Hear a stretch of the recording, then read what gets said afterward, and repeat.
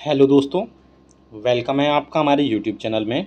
Pensioners, कर्मचारियों और family pensioners के लिए मैं आज के 4 बहुत बड़े अपडेट्स लेकर आया हूं। सारे जितने भी अपडेट्स हैं आपको एक वीडियो में कवर कर दिए जाएंगे, जिससे आपका और टाइम वेस्ट ना हो और साथ ही साथ आपको सारी जो जानकारी है, सारी इन्फॉर्मेशन है, सारी अपडेट्स हैं एक ही वीडियो में मिल जाए। पहली बड़ी अपडेट देने वाला हूं मैं। लोकसभा में एक क्वेश्चन पूछा गया था न्यूनतम पेंशन को लेकर के, क्या न्यूनतम पेंशन बढ़ रही है, क्या उसमें सारी चीज़ें ऐड होंगी और कितने पेंशनर्स और फैमिली पेंशनर्स उसमें ऐड और कम किए गए हैं। पहली खबर ये मैं आपको देने वाला हूँ। साथ ही साथ दूसरी जो बड़ी खबर होगी वो एक आपको बता दूं कि ओणम फेस्टिवल के चलते कई सारे पेंशनर्स और कर्मचारियों की जो सैलरी है और पेंशन है वो उनके खातों में टाइम से पहले यानी लास्ट वर्किंग डे के पहले पहुंच जाएगी। दूसरी बड़ी खबर मैं आपको ये देने वाला हूँ। साथ ही साथ तीसरी जो बड़ी खबर है, एक पेंशन अदालत का जो है ऑर्गेनाइज की जा रही है यहाँ पर सेंट्रल पेंशन अकाउंटिंग ऑफिस यानी कि CPAO की तरफ से न्यू दिल्ली में, जिसमें वीडियो कॉन्फ्रेंसिंग के जरिए आप भी जुड़कर उसमें आप अपनी समस्या बता सकते हैं। कैसे उसमें अपडेट करना है, कैसे उसमें लॉगिन करना है, सारी चीज़ें मैं आपको डिटेल में बताऊंगा। साथ ही साथ जो नेक्स्ट बड़ी अपडेट है वो 8th पे कमीशन को लेकर के है। 8वें वेतन आयोग को लेकर के एक बड़ी जो अपडेट आ रही है वो भी मैं आपको दूंगा। वो भी खबर लोकसभा और राज्यसभा से ही आ रही है, तो पूरे वीडियो को, थोड़ा सा वीडियो लंबा हो सकता है लेकिन आपके लिए बहुत ही इंपॉर्टेंट ये वीडियो है, इसीलिए इस वीडियो को पूरा लास्ट तक देखिएगा। और अगर चैनल पर पहली बार आए हैं तो चैनल को ज़रूर सब्सक्राइब करिएगा। साथ ही साथ आप हमारी वीडियोस की लेटेस्ट नोटिफिकेशन के लिए घंटे के निशान को ज़रूर प्रेस करिए, तभी आपके पास हमारी वीडियोस की लेटेस्ट नोटिफिकेशन आ पाएगी और आप हमारी वीडियोस को इसी तरीके से आगे भी वॉच कर पाएंगे। जैसा कि आप सभी को पता है कि 7वें वेतन आयोग के रिकमेंडेशंस के हिसाब से सभी पेंशनर्स की बेसिक पेंशन 9,000 रुपये, साथ ही साथ उनको DR के रूप में अदर अलाउंसेस प्रोवाइड कराए जाते हैं। सेम ऐसे ही कर्मचारियों के लिए बेसिक जो सैलरी है यानी कि कर्मचारियों की न्यूनतम सैलरी जो है वो 18,000 रुपये तय की गई थी 7वें वेतन आयोग के रिकमेंडेशंस के हिसाब से।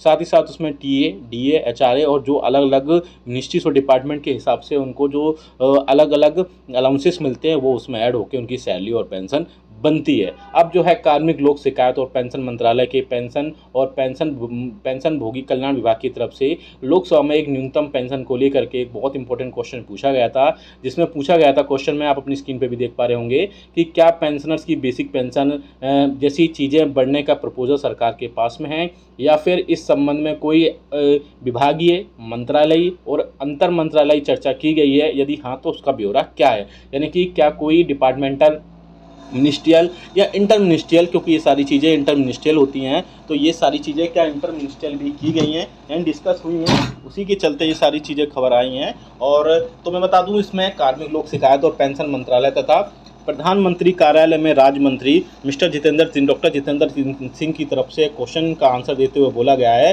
कि इसमें अलग अलग पेंशनर्स इसमें शामिल होते हैं पेंशन में, जिसमें लेखा कार्यालय में जैसे सिविल पेंशन भोगी होता है, रक्षा लेखा महानियंत्रक के कार्यालय के रक्षा पेंशन भोगी होते हैं, दूरसंचार विभाग के पेंशन भोगी होते हैं, रेलवे पेंशन भोगी होते हैं, साथ ही साथ डाक विभाग और डाक पेंशन भोगियों के लिए इसमें पेंशनर से तय किए जाते हैं। इसमें अलग अलग संख्या है, जिसमें टोटल पेंशनर्स और फैमिली पेंशनर्स की अगर बात की जाए तो 60 लाख से प्लस इनकी संख्या होती है, जिसके चलते इसमें टोटल ऐड होते हैं यानी पेंशनर टोटल 60 लाख होते हैं। अब बात करें बड़े इशू की, यानी कि जो पेंशनर्स की पेंशन में बढ़ोतरी की बात की जा रही है, तो कार्मिक लोक शिकायत मंत्रालय की तरफ से ये क्लियरली बिल्कुल स्पष्ट किया गया है कि अभी फ़िलहाल में जो है सरकार कर्मचारियों और पेंशनर्स की बेसिक पेंशन और फैमिली पेंशन की जो राशि है वो 9,000 रुपये है, और कोई भी न्यूनतम पेंशन या फैमिली पेंशन की राशि को बढ़ाने का कोई भी प्रस्ताव सरकार के पास नहीं आया है,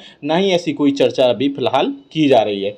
पेंशन भोगी और कुटुंब पेंशन भोगी जो है यानी कि फैमिली पेंशन है, जो समय समय पर जो DR है यानी मूल्यों में बदलाव के आधार पर जो DR है उसी के राहत के हकदार होंगे, और उनको अन्य चीज़ें जो हैं यानी कि बेसिक पेंशन और फैमिली पेंशन 9,000 रुपये उनको मिलेगी। तो आप हमें कमेंट करके बताएगा क्या आपको लगता है कि वाकई में 9,000 रुपये जो प्रतिमास पेंशनर्स और फैमिली पेंशनर्स को बेसिक पेंशन और बेसिक फैमिली पेंशन प्रोवाइड कराई जाती वो उनके लिए सफिशिएंट है। कमेंट बॉक्स में जरूर बताएगा और आपके हिसाब से बताएगा कितनी बेसिक पेंशन और कितनी बेसिक फैमिली पेंशन आप आपके खातों में पहुंचनी चाहिए, कितनी बढ़नी चाहिए। दूसरी बड़ी खबर आपको मैं दे देता हूं कि एक जो बड़ी पेंशन अदालत है, यानी सेंट्रल पेंशन अकाउंटिंग ऑफिस की तरफ से, मिनिस्ट्री ऑफ फाइनेंस के डिपार्टमेंट ऑफ एक्सपेंडिचर की तरफ से, भीकाजी कामा प्लेस न्यू दिल्ली में एक वीडियो कॉन्फ्रेंसिंग के जरिए एक इम्पोर्टेंट जो है इसमें बहुत सारी चीज़ें ऐड होंगी, मैं बता दूं थोड़ा सा। देयर सेंट्रल गवर्नमेंट की तरफ से इसमें वेबसाइट भी दी गई है। आप अगर यस लिखेंगे तो आपको पेंशन अदालत 2023 का जो वीडियो कॉन्फ्रेंसिंग के जरिए आप उसमें ऐड हो सकते हैं, वो सारी चीज़ें उसमें ऐड हो जाएंगी। सभी केंद्रीय सिविल पेंशनरों को सूचित किया जाता है कि केंद्रीय पेंशन लेखा कार्यालय एक पेंशन अदालत का आयोजन करने जा रहा है। मैं आपको जो नोटिफिकेशन है वो पढ़ के सुना रहा हूँ, जो कि दिनांक 20 सितंबर 2023 को केंद्रीय पेंशन लेखा कार्यालय द्वारा वीडियो कॉन्फ्रेंसिंग के माध्यम से आयोजित होगा। अतः सभी केंद्रीय कर्मचारियों, रेलवे, रक्षा, पोस्ट, टेलीग्राफ को छोड़कर से अनुरोध किया जाता है कि अपनी शिकायत जो है CPAO वेबसाइट जो है cpao.nic.in पर जाकर दर्ज करा सकते हैं। और भी कई सारी चीज़ें हैं इसमें वो शामिल हो सकते हैं। एक फॉर्मेट भी दिया गया है, जिस फॉर्मेट को आप फिल करके आप इसमें सारी चीज़ें ऐड कर सकते हैं। उस फॉर्मेट में आपके पेंशनर्स या फैमिली पेंशनर्स का नाम लिख सकते हैं, पेंशनर्स का PPO संख्या लिख सकते हैं, बैंक का नाम, खाता संख्या लिख सकते हैं, घर का पूरा एड्रेस लिख सकते हैं, मोबाइल नंबर लिख सकते हैं, बैंक शिकायत का जो भी आपको बैंक से रिलेटेड है, CPAO से रिलेटेड है, PAO से रिलेटेड है, एक ग्रीवियंस से आपका डिस्क्रिप्शन है, यानी शिकायत का विवरण है, ये सारी चीज़ें लिख करके अपने साइन करके उस पेंशन अदालत में शामिल हो सकते हैं। और जो भी आपका प्रॉब्लम है उसमें आप अपनी प्रॉब्लम रख सकते हैं। चलिए नेक्स्ट खबर की तरफ लेके चलते हैं। बेसिकली आप सभी को पता है कि अब केरला राज्य में जो है ओणम का त्यौहार बड़े धूमधाम से मनाया जाता है, तो जिसके चलते वहाँ पर सैलरी और पेंशन जल्दी हर साल खातों में पहुँच जाती है।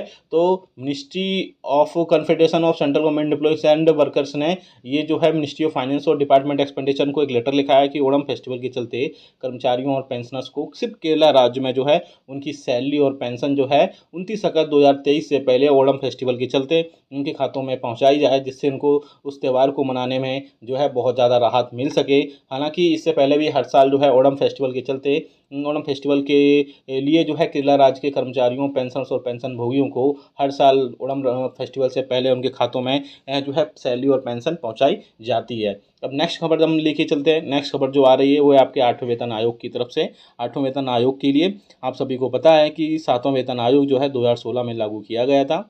इसके बाद से अब ऐसी चर्चा की जा रही है, ऐसी मीडिया में खबरें आ रही हैं। अब मीडिया में जो खबरें आ रही हैं उनकी माने तो 7वां वेतन आयोग के बाद में अब 8वां वेतन आयोग नहीं आएगा, और इसमें कर्मचारियों, पेंशनर्स और फैमिली पेंशनर्स की जो बेसिक सैलरी है, बेसिक पेंशन है और बेसिक फैमिली पेंशन है, वो अलग तरीके से अब उसमें बढ़ोतरी की जाएगी। उसके लिए सरकार अन्य जो फॉर्मूलास हैं उन पर भी विचार कर रही है। पहला फॉर्मूला में जो हो सकता है, जो मीडिया में खबरें आ रही हैं, वो है एक्रोइड फार्मूला। एक और दूसरा जो फार्मूला हो सकता है वो है आपका मिनिमम, वो है आपका ऑटोमेटिक पे रिवीजन, यानी कि जैसे जैसे DR बढ़ता जाएगा वैसे वैसे आपकी सैलरी और पेंशन बढ़ेगी। साथ ही साथ एक्रोइड जो फार्मूला होगा वो आपकी खाने की चीज़ें, महंगाई, आपके कपड़े, आपके रहन सहन और आपकी बहुत सारी चीज़ें जो भी होंगी उन सब में बढ़ोतरी के चलते उसमें सारी चीज़ें ऐड होंगी। तो आप हमें कमेंट करके बताइएगा कि आपके हिसाब से इसमें कौन कौन सी चीज़ें ऐड हो सकती हैं, जिससे आपकी पेंशन, आपकी फैमिली पेंशन और भी कई सारी चीज़ें हैं उन सब पर कोई बहुत ज़्यादा फर्क ना पड़े। बेसिकली आप सभी के लिए, जी हाँ दोस्तों, कोई आपकी सैलरी और पेंशन में बहुत ज़्यादा बढ़ोतरी अगर हो जाएगी तो फैमिली पेंशनर्स और कर्मचारियों को उसमें बहुत ज़्यादा राहत मिलने की उम्मीद जताई जा रही है। जो वीडियो आपको बहुत इंपॉर्टेंट होगा आपके जानकारी के लिए। ये वीडियो अच्छा लगा तो लाइक करिएगा, शेयर करिएगा। साथ ही साथ आप हमें कमेंट करके बताइएगा आपकी बेसिक पेंशन और बेसिक फैमिली पेंशन कितने प्रतिशत बढ़नी चाहिए, जिससे कर्मचारियों, पेंशनर्स और फैमिली पेंशनर्स को उनकी राहत हो सके या उनकी ज़रूरी चीज़ें वो उनको परचेस कर सकें। वीडियो अच्छा लगा तो लाइक करिएगा, शेयर सभी के साथ करिएगा। ऐसी न्यूज़ इन्फॉर्मेशन और अपडेट्स के लिए चैनल को सब्सक्राइब कर लेगा।